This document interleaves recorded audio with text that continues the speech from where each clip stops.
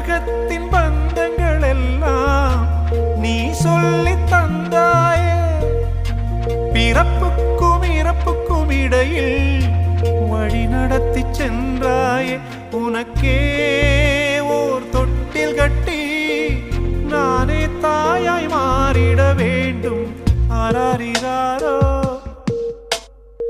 நான் இங்கே பாட,